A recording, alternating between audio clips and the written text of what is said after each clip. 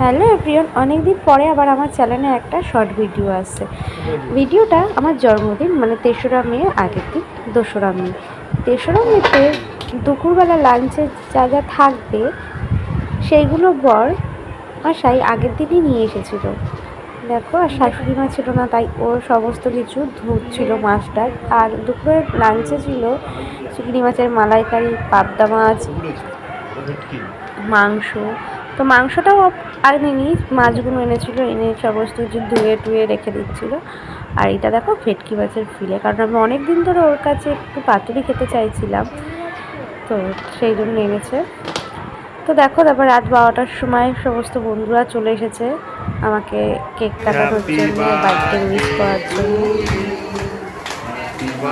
মনটা আমার সেদিনকে একটু খারাপই ছিল, তো ওরা আসার পরে মনটা আমার খুব ভালো হয়ে গেছিলো।